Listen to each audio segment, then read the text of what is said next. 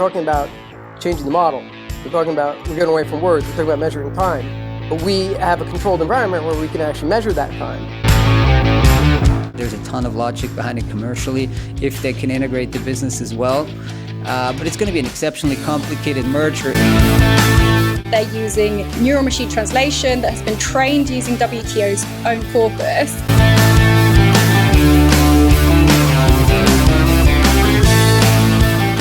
Welcome to SlatorPod, and this week, a very special week.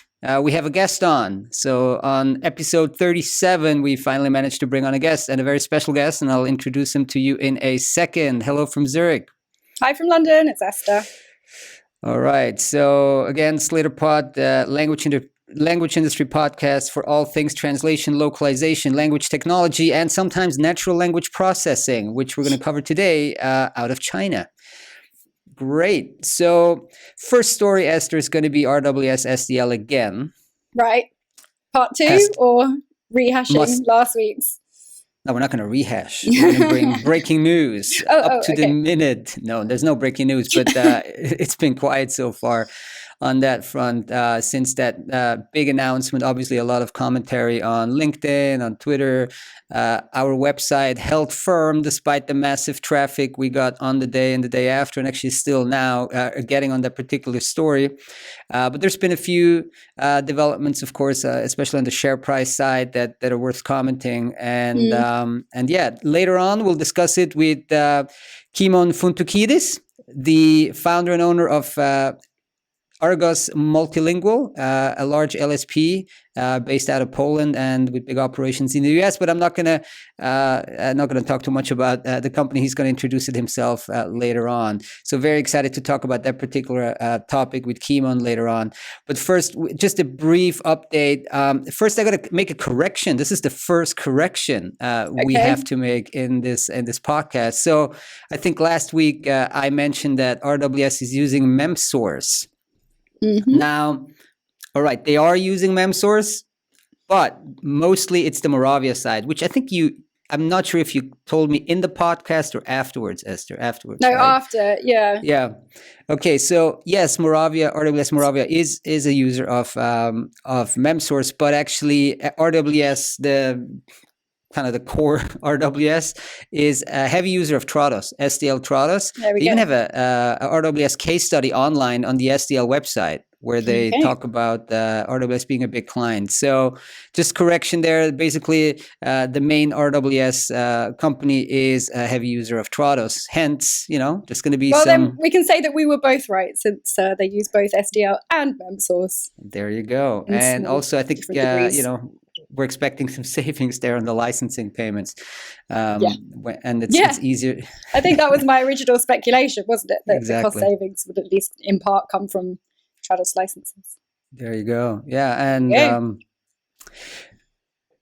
great. So that out of the way, let's look at how things have unfolded so far. Didn't see much pushback on the industrial logic, the market logic of the deal so far. Now, I haven't had a chance to dive into many of the analyst reports yet, but generally, the consensus has been that it does make sense, this combination. Now, interesting though was the reaction from the market because both companies are publicly listed, and what happened was that both shares went down. Of course, first, SDLs went up a lot right after the deal was announced because it was a 50% premium on top of the price that SDL was trading off. But then it actually kind of trailed off quite dramatically with SDL. And now it's trading 14% below the offer price. On RWS's side, shares are actually down 10% since the announcement. Now they have recovered a bit since the initial sell-off. And now are down 10% from the price they were before the announcement. Now, what does that mean? This reaction implies two things in my view. So first, there's kind of residual skepticism that this deal is actually going to go through. That's kind of implied by SDL trading below the offer price. I mean, if you're 100% certain that this deal is going to go through, you can just buy SDL shares now and, basically wait for them to catch up to the offer price. And And there's also the fact that RWS's shares are down actually kind of implies that they feel that the deal was fairly expensive. And so that shaved a little bit off their valuation. But I think it's going to come through eventually. Mm-hmm. I mean, I don't think there's any doubt that this. Well, okay, I shouldn't say that. There but is I think some doubt. Yeah. There's some doubt, but there's very little. There's very little doubt in my mind that this will going to go through. Again, I think actually there's a ton of logic behind it commercially if they can integrate the business as well. But it's going to be an exceptionally complicated merger in the context of this particular industry. I don't think we've seen anything that complicated. Now, it's not on the Lionbridge buying TransPerfect level of complication. Not quite, which, no. I mean, I guess, of course, that didn't happen. But if it had happened, that would have been the mother of all mergers in this industry. But this one, culturally close, both British companies. But there's a lot of things to combine to streamline, etc. So I'm really going to be looking. I'm looking forward to Kimon's take on this because he's done many more mergers than I have and acquisitions. So that's going to be interesting. Moving from the world of SDL and RWS to the World Trade Organization. We had a fantastic feature there this week. So can you just walk us through a little bit on that side?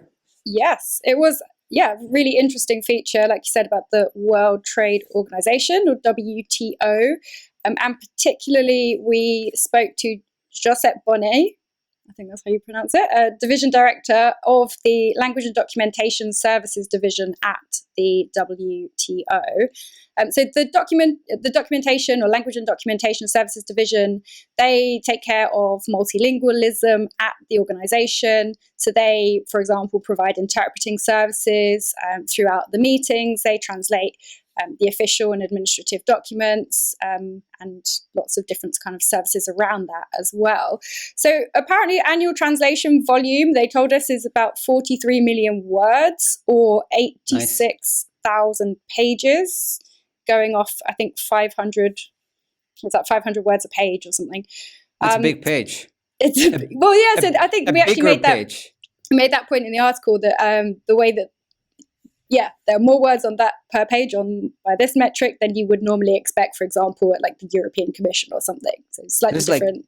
It's like twice as many as ours. Yeah. I mean, ours, like in my previous company, CLS, I think we had 255 words per page. Yeah. So 500 words, it's 2 pages.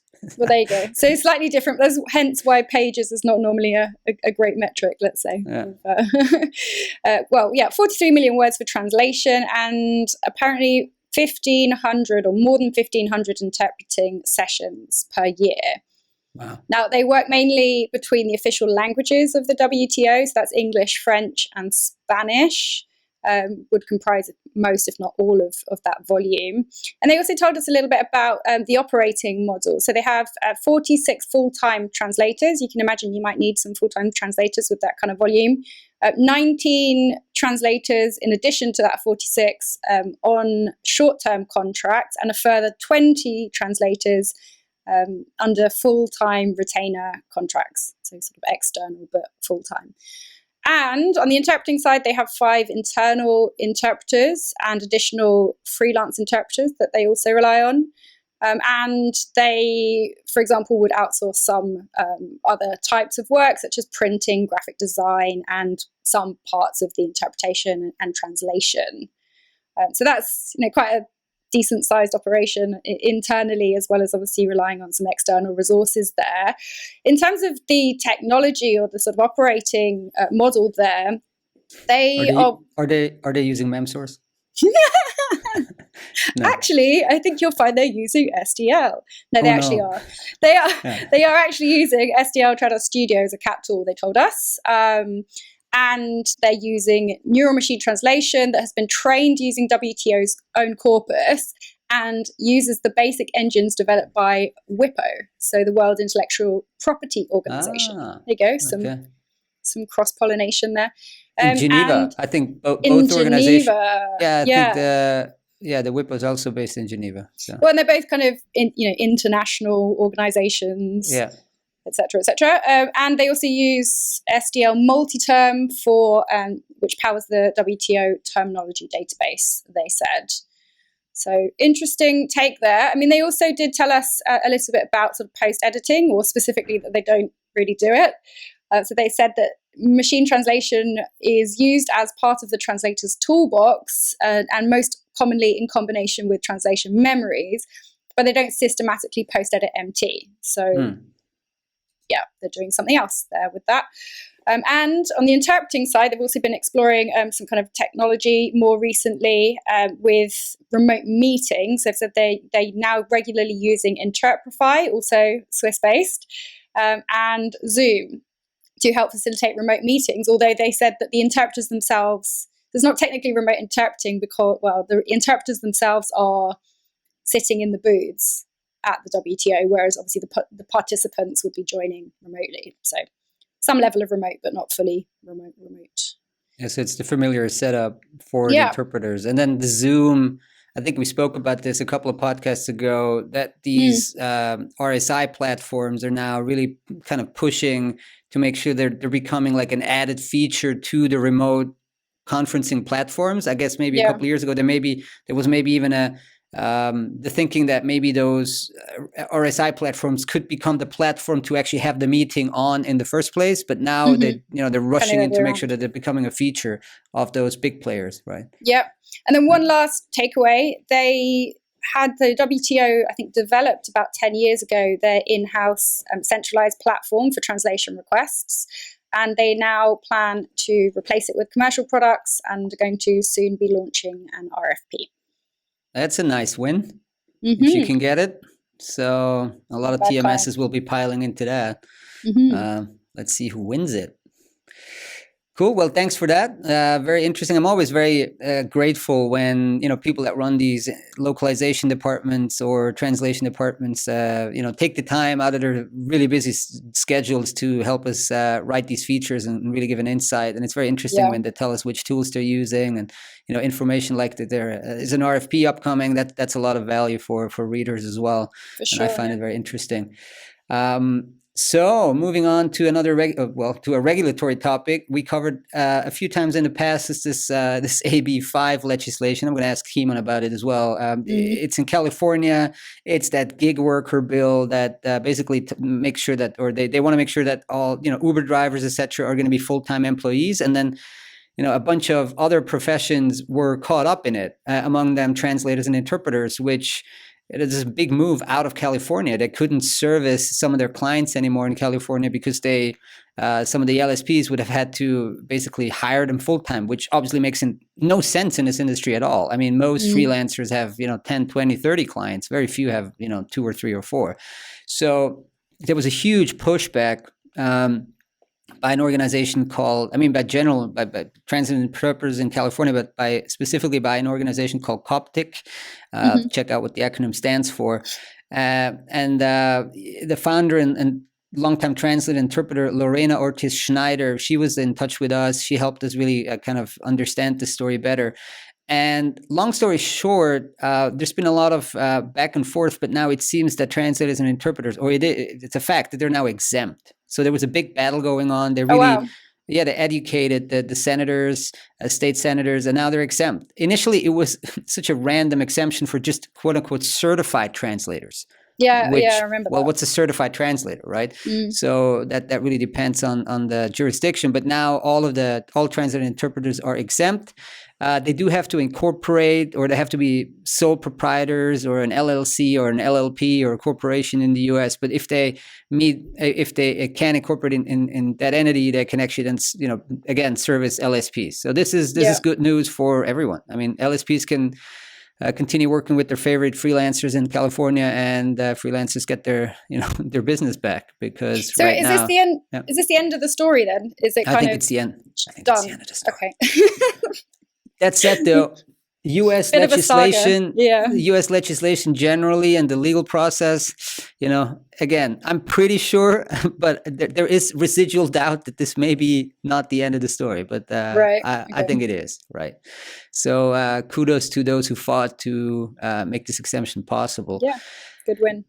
Switching to the other side of the world, or to the Pacific, in China, they made a move, and I don't want to go into the politics of this, but TikTok, which I'm 700 years too old to use, but this social media phenomenon, TikTok, the video app, basically, I mean, the U.S. administration wants to ban it, and now in a move that is not directly related to that on the face of it, but seems like it is directed to it in its consequences. The Chinese government banned certain technologies from export, or you can only export them with the express approval of Beijing, which may or may not come. And among them were some technologies that are really kind of central to the language industry, like speech-related tech around corpus design, recording, annotation, and extraction, text prediction, voice recognition, and then something they call Chinese and English composition correction technology.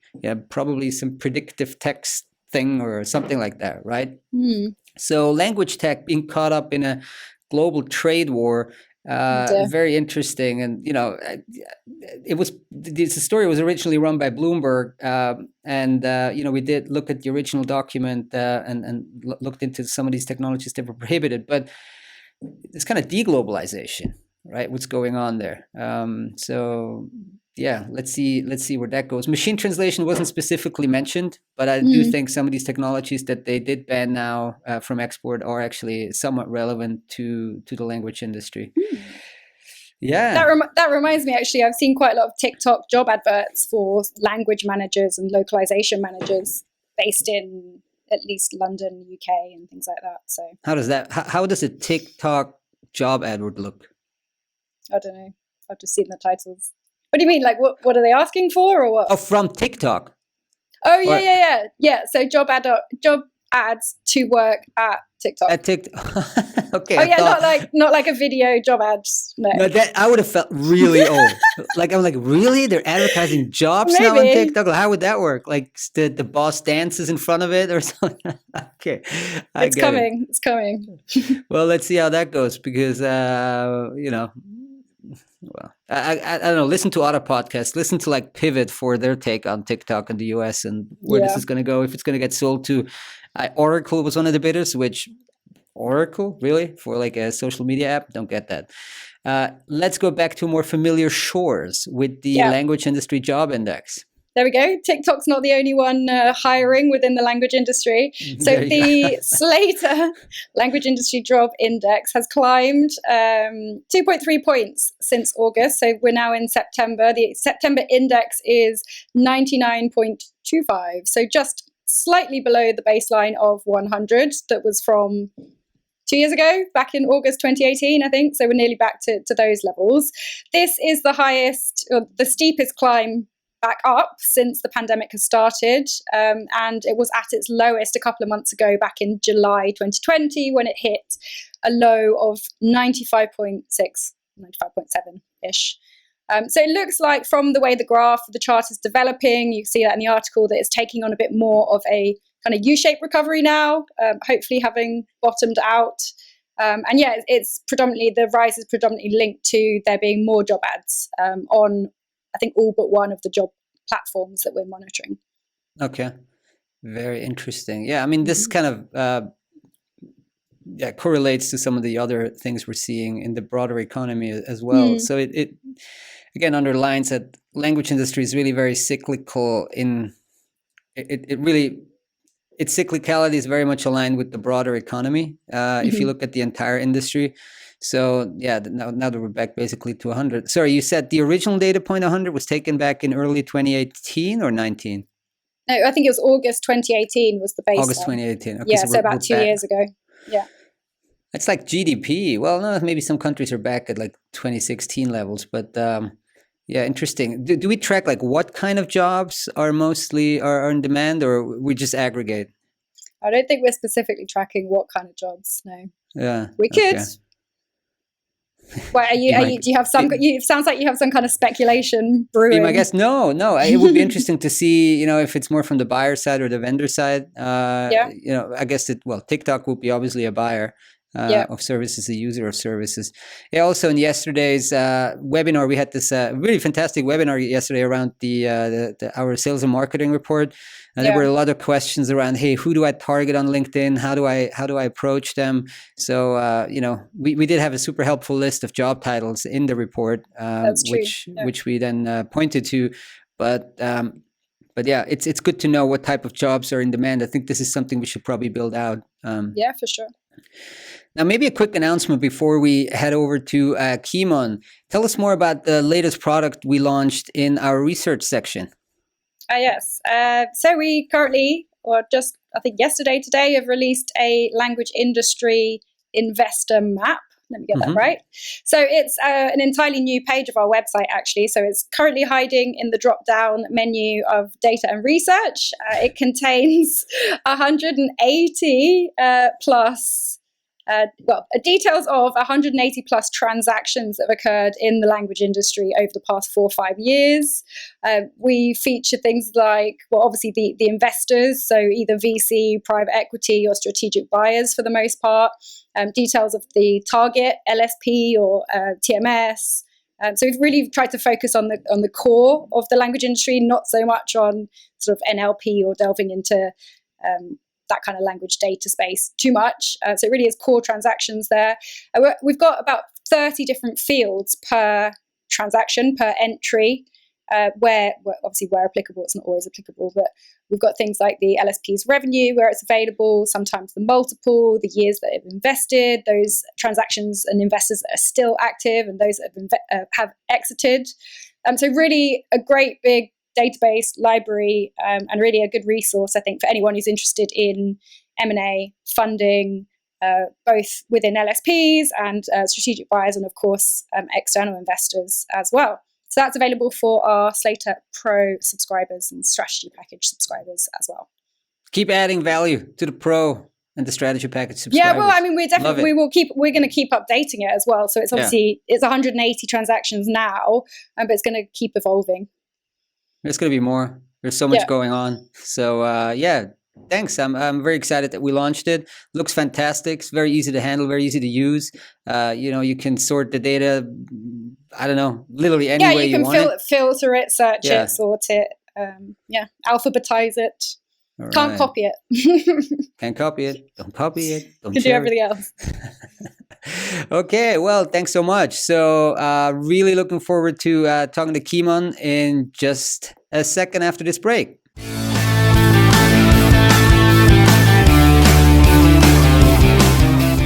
And we're back with our very first guest, a gentleman called Kimon Fountoukidis, the founder and chairman of Argos Multilingual. Hello, Kimon. Hey, guys. Thanks for having me, Esther and Florian. Nice to see you. Can't wait to see you guys in a SlatorCon. It's like been too long. We need to meet face to face. Absolutely. We're all raring to go back to, at least I am, going back to conferences. So where does this podcast find you, Kimon? Just came back to Poland. I'd spent the summer in Crete, in Greece. Nice. And really nice. And I love Poland and I love everything here, but I still think I prefer to be back there. It's nice there. Really nice. There being in Crete. Yeah, yes. I like Crete. Would be nice to be there now. Especially with the fall coming in. Olive picking season is coming in a couple months. Gotta tend to the olives and the goats. Gotta tend to the olive. You need to go back. So, well, our first guest, I'm really delighted to have you on, man. And it's because, of course, you know the industry inside out. You have a very interesting take on so many things. And also, my very first podcast was your podcast or your business partners podcast in Poland in 2018. So yeah, that was a blast. That was a really good conversation, actually. Hopefully we can repeat here. That was a really good one. Yeah, that was in person. Imagine you put a microphone in the middle of a table and you talk and it's all in person. It's not virtual. So yeah.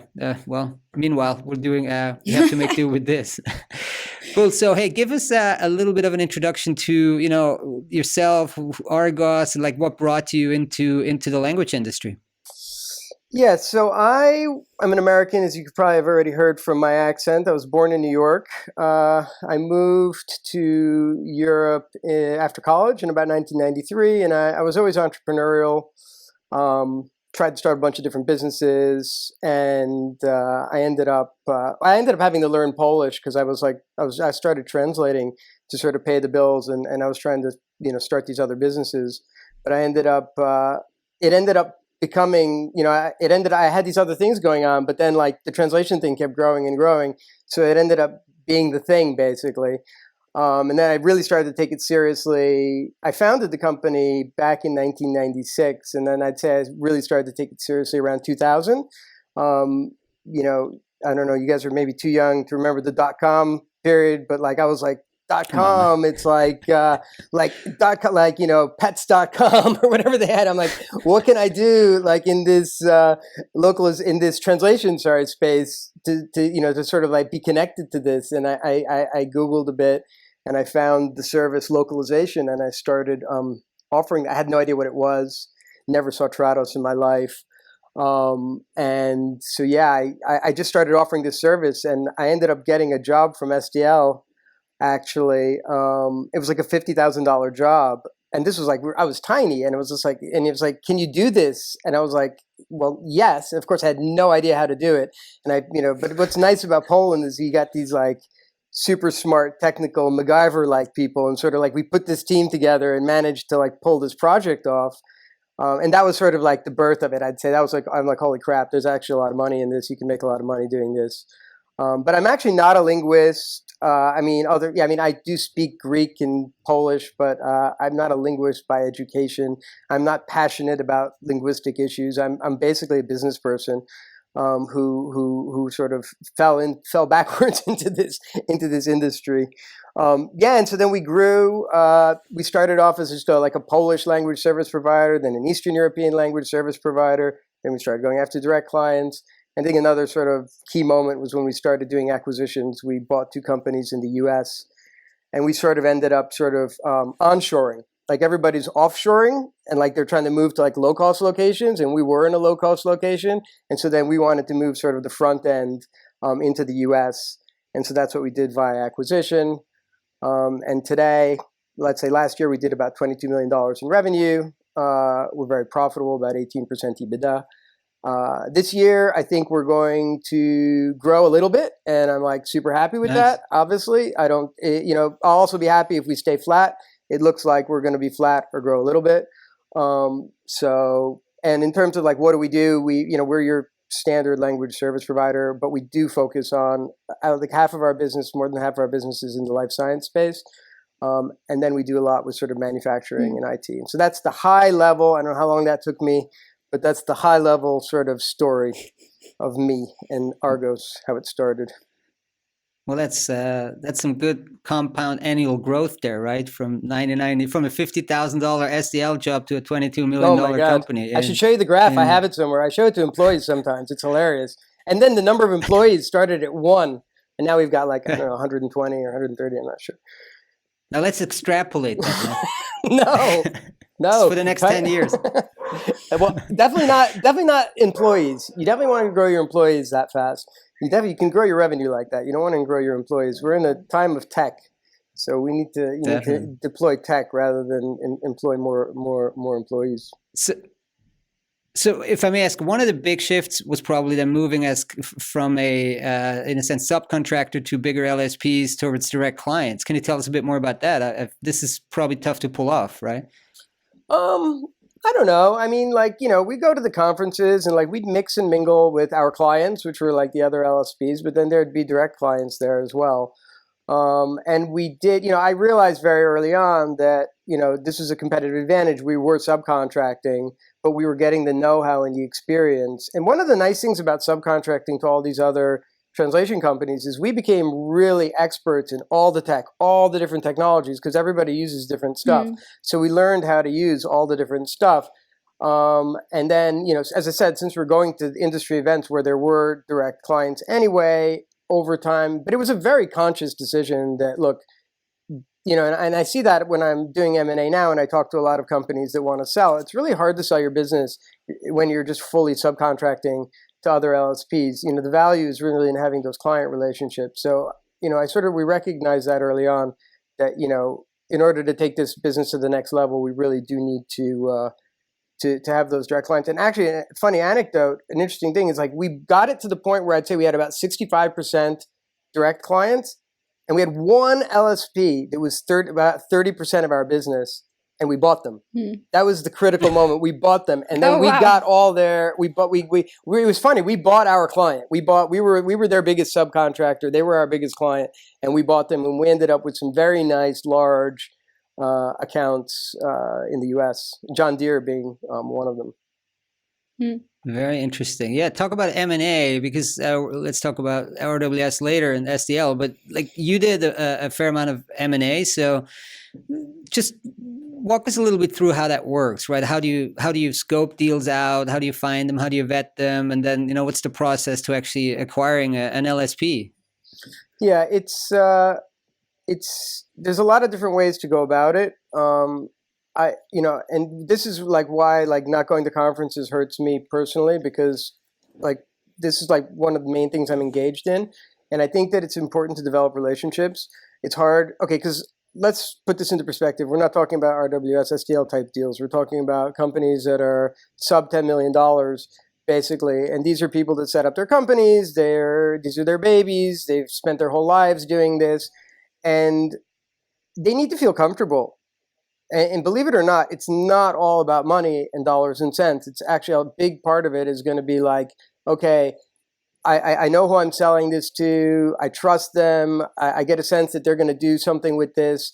Because obviously, if it's just dollars and cents, I mean, it sort of is kind of brutal, I guess. It's not really. And I just find that most people aren't like that. So for me, I just like to network and just get to know people over time. This is we have a long, as you guys have probably know, we have a long sales cycle in general in our industry for landing clients.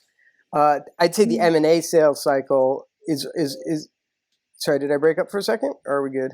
No, we're still good. The M&A sales cycle is also very long, even longer than like a typical sales cycle. So it's like the 10 years that I spent. Actually, what's helped me a lot is because we had all those relationships as being a subcontractor, I got to know the owners of those companies like 10 years ago and like over the time. And so, they've also seen us grow, and, I guess maybe some people have an issue with it, but I think a lot of people are like, think that's pretty cool.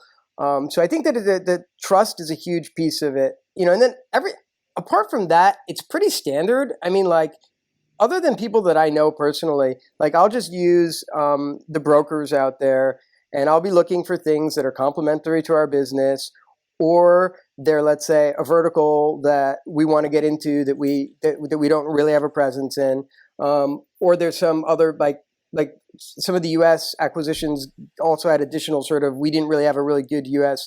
base, so they gave us like U.S. production site and PMs. So there was also that strategic element to it. But pretty much, it's pretty much like a dollars and cents type of. It's not that mysterious. I mean, the deal has to pay for itself over a certain period of time. It's just like any kind of investment. You have to look at it like that. I mean, like, what's your return on investment for capital employed, right? You're gonna deploy like $1 million, and then if you get it back in 6 years, you're getting a 15% return, right? So just to give you an example, it's like, so you have to really.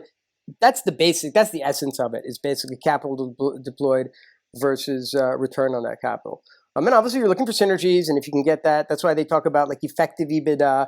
Like, effective EBITDA may be post-merger after the synergies, what the actual EBITDA of that company can be after you, let's say, centralize certain things and take advantage of the fact that you don't need like dual functions in a lot of places. So that you might take that into consideration in the calculation. I'm not sure if this was. I gave you a whole bunch of It different does. stuff. So what about distractions? What about Super distractions? interesting. What about distractions, though? Because I mean, in my previous company, we did a few acquisitions. It was kind of distracting sometimes. The whole preparation for it, it's bad. And now, not to switch topic too much. Let's stay on the M&A. But you have a fantastic new CEO, Veronique, right? So, tell us a bit about bringing on new leadership, but also kind of how that may or may not, how it may help with maybe future M&A. Yeah, that's definitely for sure. It's a 2-in-1 question. Yeah, and it's even 3 because I want to go back to the distractions. The distractions. This is something that I've taken M&A on my shoulders personally. So I pretty much isolate the company as much as possible from that. So I'm like trying to do deals, trying to take it to a certain point. Okay, then I need maybe some help from finance. Now with I'll bring Veronique in at a, let's say, stage 2. Let's say after I've vetted somebody and I like them, I'll bring in some key people. But I think it's important. I really think what you're saying about distractions is extremely important, because if everybody gets involved in it, and then if people in production are thinking about it, and people in sales are thinking about it, that's a freaking massive distraction. You can't distract the company like that, because there's plenty of these things going on all the time. So I think that keeping it separate is huge. Now, and even if you're doing the deal, you don't need to bring people in. You may have to bring a couple more people in, but you can really keep it isolated from the company for a long time. And I think that that's a big part of avoiding the distractions. In terms of Veronique, I've had a bunch of different discussions about this already in online, whatever, interviews and stuff like that. Veronique, look, fundamentally, my job, my goal, what I do, all I care about is making this a better company. Every single day, that's ultimately what I'm doing, whether I'm doing M&A, whether I'm going and visiting a client, whatever I'm doing. And I'm also very opportunistic. And I tried to hire Veronique 10 years ago, before she actually joined Explanation. Before she joined Explanation as the head of sales, actually. And then she became CEO there, and then it became LanguageWire and all that stuff. I didn't get her back then, but I didn't. We kept in touch. We maintained the relationship, and over the years, and Argos changed a lot, obviously, in that last in the 10 years since we talked last. And then there was in keeping in touch, I saw that there was an opportunity to get her, and it just is a no-brainer. This is so obviously going to make Argos a better company. And for me, there's not an ego thing here. And she's the boss, and that's fine. I don't have any problem with that. I don't mind handing over all the responsibilities to her. The reality is I'm still sort of doing a lot of the same stuff I'm doing, because she's left M&A with me. So I'm basically doing that. And obviously I have relationships with a lot of the important key clients, and I'll still maintain that. And also employee engagement is the other thing that I also like. I keep relationships and whatever, stay in touch with everybody. But it was just an opportunity. It was just an opportunity, and together with this, I would almost call it a little M&A, because she's brought on a couple other people as well. So it's it was like an M&A without actually doing it. I don't want to, but we basically got her and then her team. That she's brought on some really good key people that she worked with, that she trusts. And so, Argos is going to be better because of that. And you're absolutely right, Florian, to touch on the M&A piece.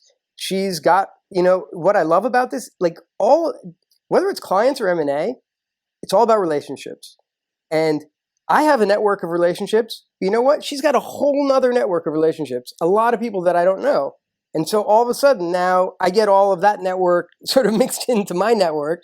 And so we have a common network now. And so it increases our ability to do M&A. It increases our ability to hire people. It increases our ability to sell as well. So, yeah, it's been really, it's really was a no-brainer though. Anybody that knows Veronique, I would say she's easily the best CEO candidate in the industry. I'm not kidding. It's just hands down, she's so made for the job. She's built for it, really. So it's a no-brainer. talking about clients, just briefly, you said that you continue to kind of keep some of the key relationships with those clients. What does that mean? Because we had a sales workshop yesterday, or sales, webinar, or whatever you call it these days. And we also talked about kind of whose job it is to stay in touch with key accounts, right? When you have a hunter strategy and you have like the salespeople going out there and pitching and cold calling, etc. But at some point, the account should then kind of transition into the organization, and it's kind of the account managers and I said leadership's job to stay in touch with key clients. How do you handle that, kind of from the lead and then really maintaining that relationships with some of the really big and crucial accounts? There's multiple touch points. That's what I call it. And so it's good. It's better to have lots of fingers, lots of touch points, rather than one or two touch points, right? So a very important touch point is the people that's actually doing the work, is the project manager. That's like a huge touch point. That's a very important touch point. Now, if you want to develop, but people that are doing actually managing the production, they're really focused on delivering on time, getting the quality right, and stuff like that. So tasking them with an additional sort of business development within the organization is, I don't think that model really works that well. So that's why you need the account manager. You can call it farmer, you can call it account manager, whatever you want to call it. That person. And so you need another person that has another sort of a business level relationship.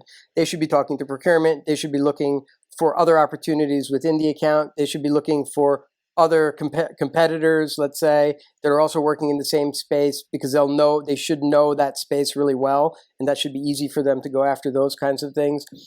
And then now the hunter, of course, is maybe the initiator, and these roles can meld. The hunter can become the farmer as well for these accounts. That we do that sometimes. If it goes for a very long time, then it becomes, but so all strategic accounts basically need account management, whether it's the hunter or the farmer that does it, that needs to go on. Now, for my role, and not only my role, but other, let's say, senior people in the company, we also go and, come on, I just think it's crazy if you're running a small business like ours, for the CEO and the top people not to know the top 20 or 30 clients. Like, you should personally know those people. It's not that big of an effort, and you just go out and you make sure once or two, and like, you're going to really feel sorry for me, but it's like, take them out to dinner, take them to a fancy restaurant, buy them a bottle of whiskey, buy them but it's like, it's doing nice, it's maintaining relationship building, maintaining relationships, and we should always be looking on going above, because that's the other thing. And so should the farmer, in fact, but you also have to look at what's going on above.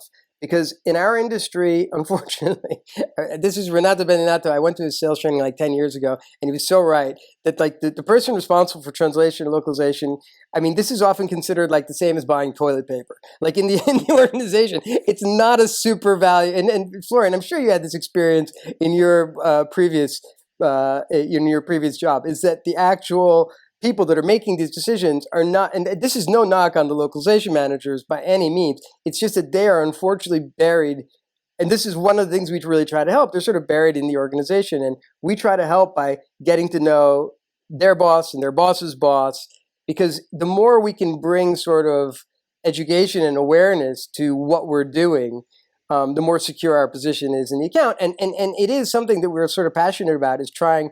We actually do what we call how to get promoted reports. We try to get for your customers, for the localization managers, because obviously we're nice. We want them to succeed, but if they succeed, we succeed, right? So, for example, showing what kind of savings they've delivered, or how much savings, or how have they decreased quality over time, and that should be things that they can then show and be like, hey, look at what I'm doing here, to their bosses basically, and their bosses' bosses. So I think that's a key part of it as well. It's pretty smart. And then of course, if they leave and go to a different organization, you've now got a contact at a new potential customer. That's put that on your whatever. If you have a sales marketing report, like that's your number one, like managing your network where they move. That's like a huge bit. You think about, often people think of that as a risk because you have a new person managing your account. It's actually an opportunity, because if you've managed the account well, you have your claws in all over the place in that account, and that you have a champion that's now moving somewhere else. And it happens all the time. That's how you get work. That's how you get work all the time. Yeah, depends maybe also a little bit on which industry you're in, right? In certain, like the tech space, I think localization may be a little bit higher up. I mean, if you talk to like legal firms that are sold to, it's an afterthought. Like often it's like, oh no, we still have to translate the contract. And then my background was very much in banking, where nobody cared, but everybody eventually thought it was important when there was a problem. Of course, right? And then the sign off of the deals was mostly quite senior. It was like executive managing director level, to actually make sure that also the confidentiality was guaranteed, etc. Yeah, no. Well, we could go on and talk about sales. We'll bring you back. Why don't we talk a bit about RWS-SDL? What's your take on this? I don't even want to make an intro. I mean, this is like, it's big. It's your first big client, man. Like, yeah, that's right. It's no longer. It's gone. It never worked for RWS before. So, I was listening to your podcasts about this, and you're often talking about share price, because you don't really have any other information. That's like your basic information is share price. I don't know if you invest on the stock market. I actually invest on the stock market, and the connection between share price and reality is often quite like, they're just like, there's no connection between. I don't want to say there's no connection, but like there's a really distant correlation between how actual business is doing, because things that matter to shareholders may not necessarily matter to everybody in the business, basically. And so I'm not even going to comment. You commented like extensively about share price. I want to know, how are you going to integrate, like, whatever. On paper, I agree with you. It looks like you got tech and you got a solid sort of client base, which I imagine doesn't have this. Like there seems like there would be a magic, and this is clearly what was sold to investors. I mean, there should be, if I take SDL Tech and I own it and I implement it across RWS, I should be able to get better results, basically operating results. I mean, in theory, right?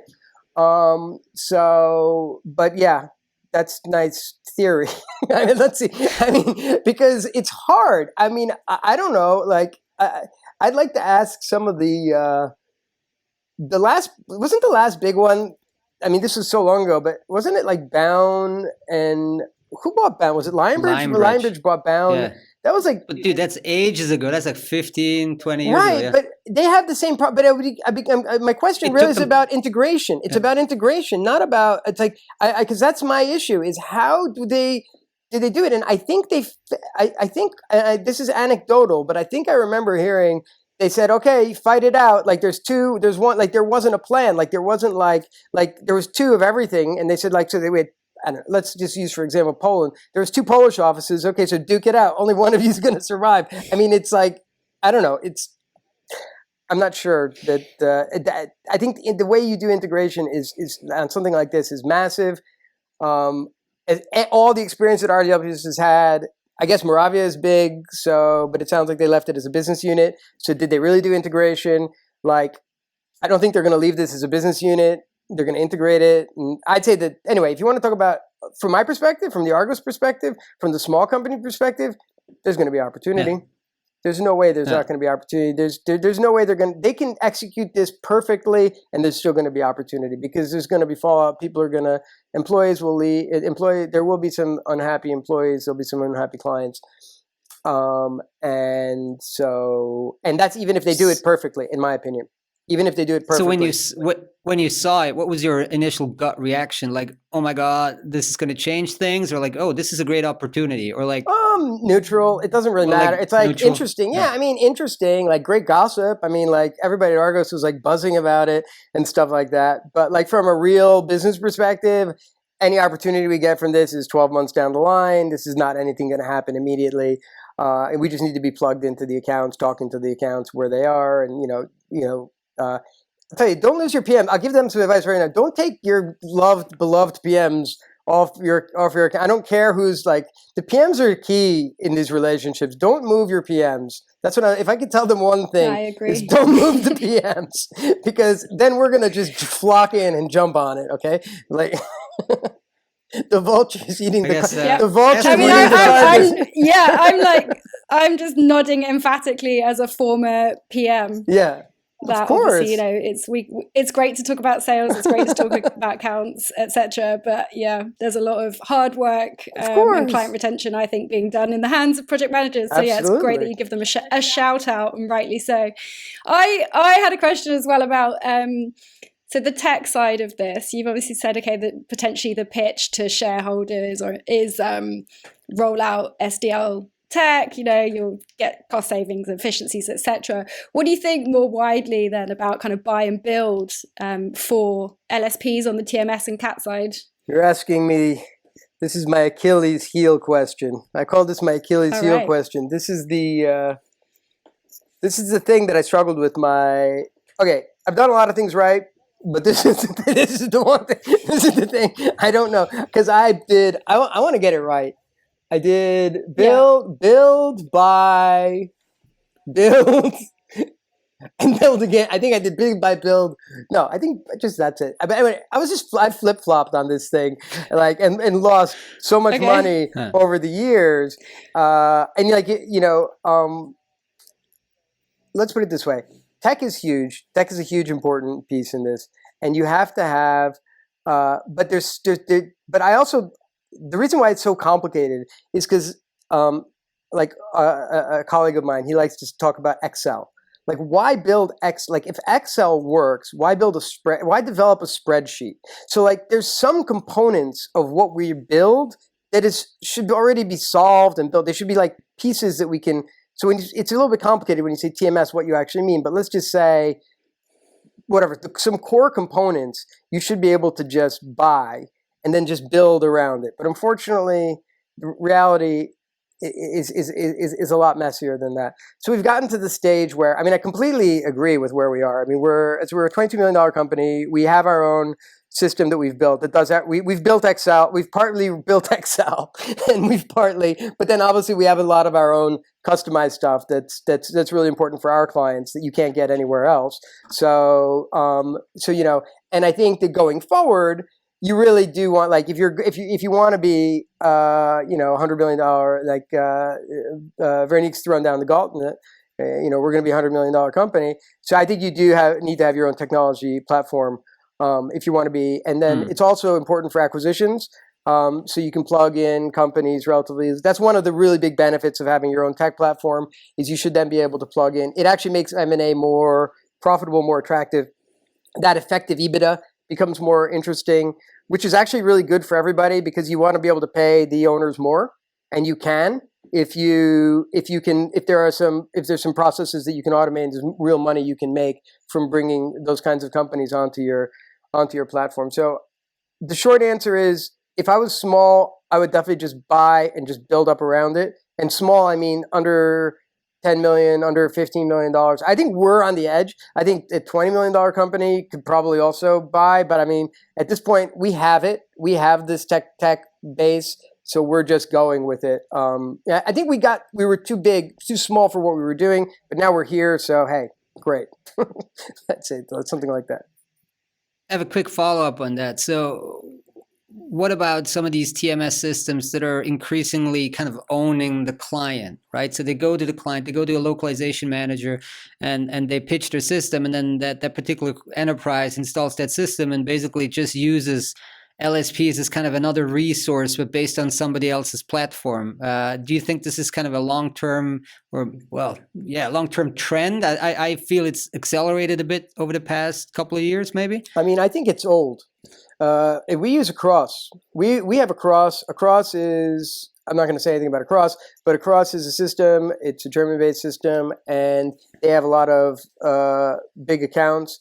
And that is their model is basically it's completely been commoditized with them. The accounts that we do with them, we're just doing translation, but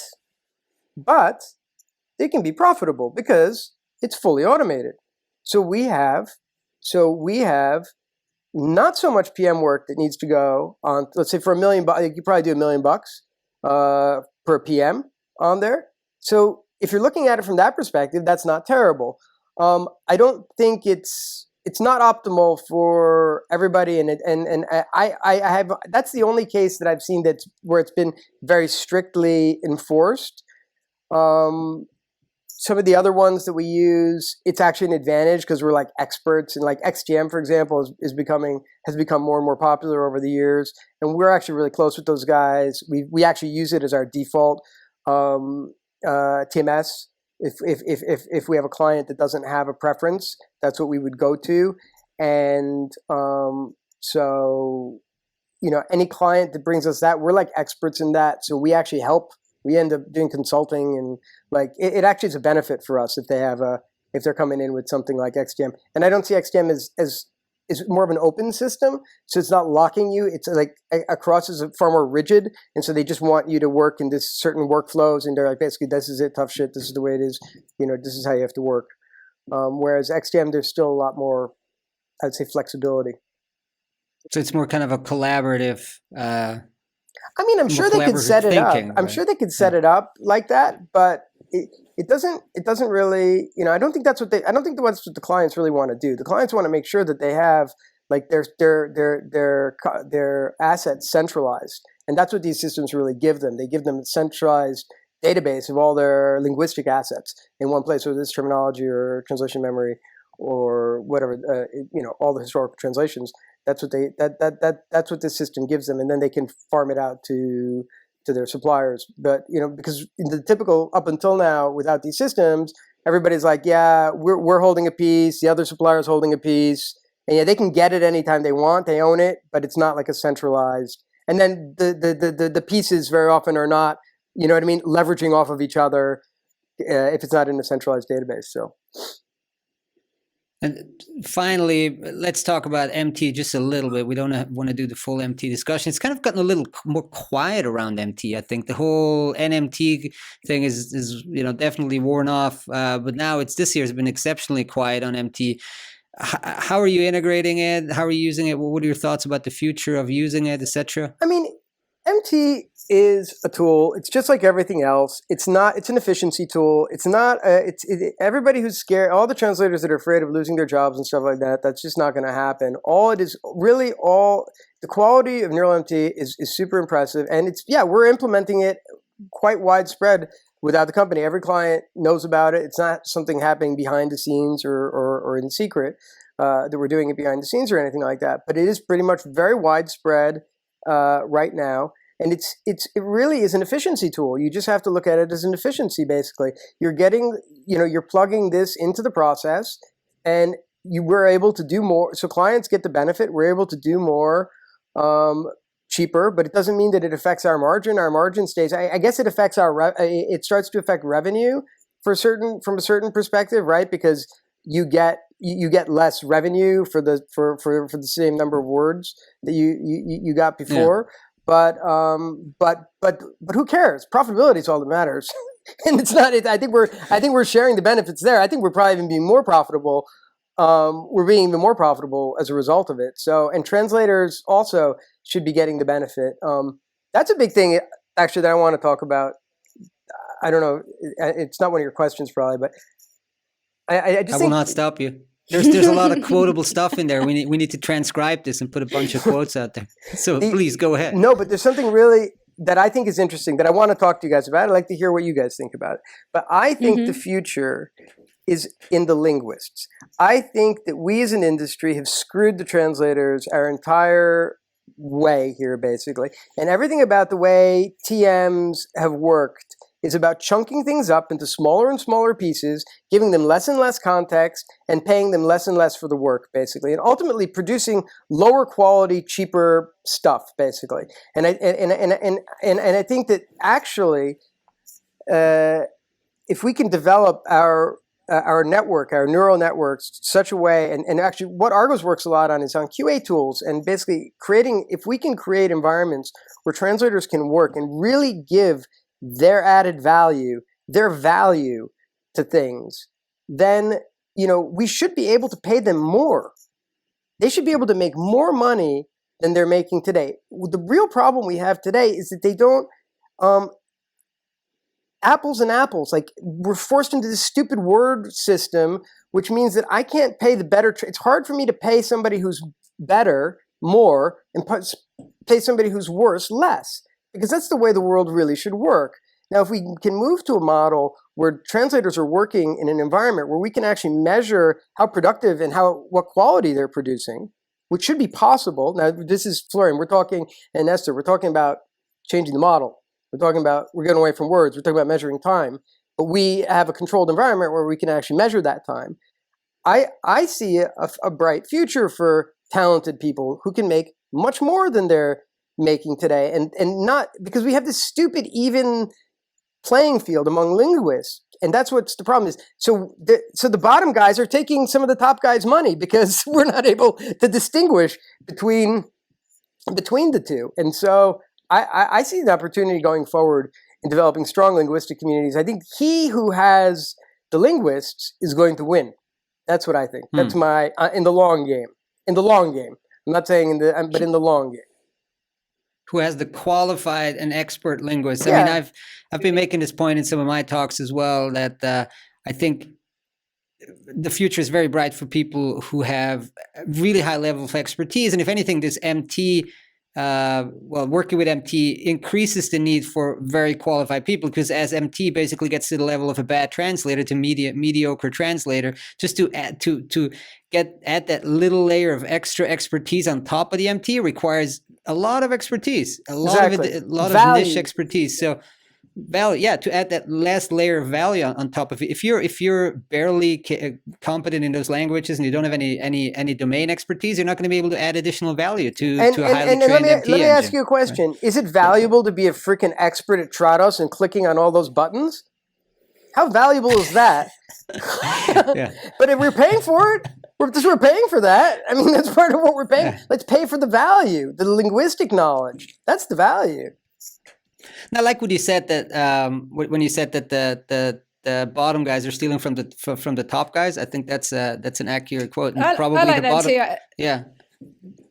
Yes, I mean, it's not something that I'd particularly considered. I suppose I'm thinking, okay, yeah, well, it's down to linguists to set their rates. And there we go. As a project manager, you accept it, or you assign someone cheaper, or not.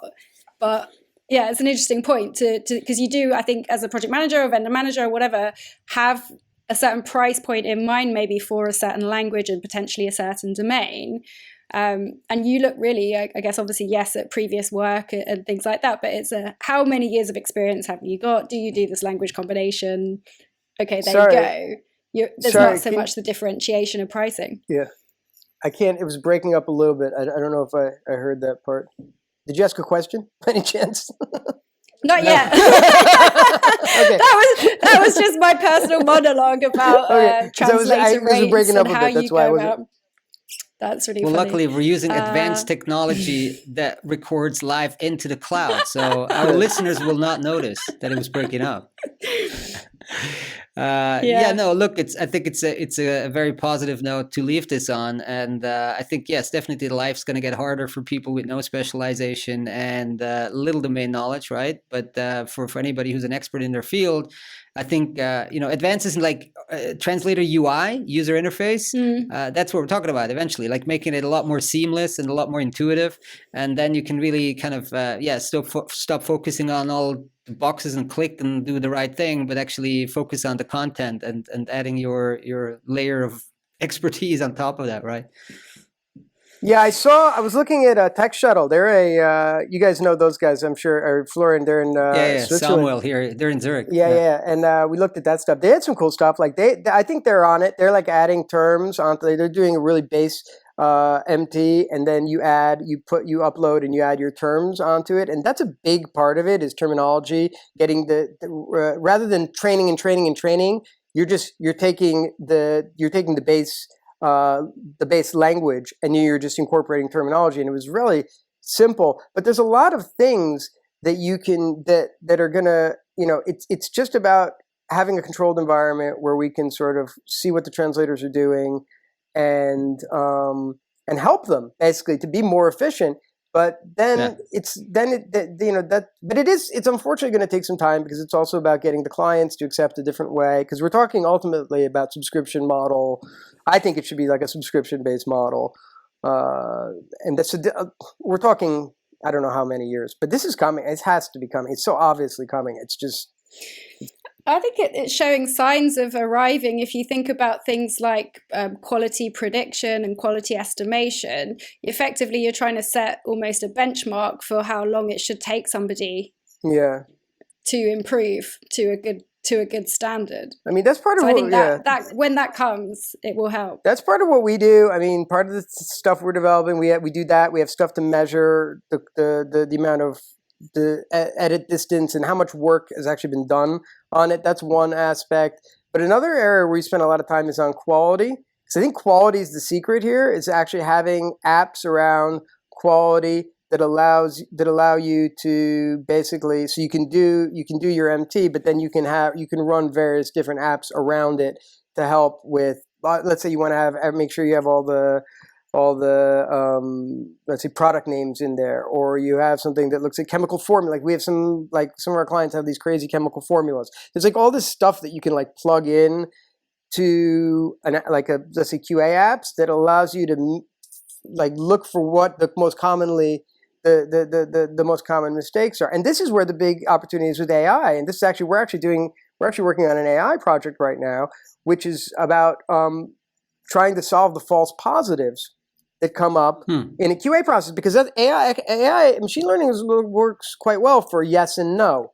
So, once we can get, I mean, our guys say once you need to get like 10,000 whatever segments of this, then you can start to actually develop a model where, and again, this should help the linguist. You should be able to sort of, it should know ahead of time, this is probably this. So this is what so it gives you a suggestion, basically. And this is just the tip of the iceberg with that stuff. I think there's a lot of opportunity around there. There's a lot going on, and this. I think we need to ramp up our MT coverage a little bit again on Slator, because we've been a little. We've done so much in 2018, 2019, and I think you should ask about AI. You should start interviewing companies about how they're implementing AI and machine learning, because I think that's super interesting. Yeah. I don't know if they're willing to share, but I think that's an interesting. I think there's a lot of opportunities in our industry for that. We're good at making people share stuff. So. Bring them on the podcast. Right. It's good. This is good fun. Bring them on the podcast. Let them share all their secrets. Absolutely. Let's do it. We have we have 50 podcast slots to fill per year. So there's the challenge right there. Well, Kimon, was a pleasure having you on. Thank you so much for taking the time. Yeah, it was good. Thanks guys, for having me. And I can't wait to see you guys again live in person. Have a drink. Live in person. He's hoping. Yeah. Yes. Will be good. All right. Let's wrap it here. Thank you so much, everybody, for dialing in or listening in, not dialing in. Here I am. Dialing in from all those video conferences. Talking about webinars. From the webinars. For listening, and see you again next week. Cheers. Bye-bye. Bye, everybody. Bye.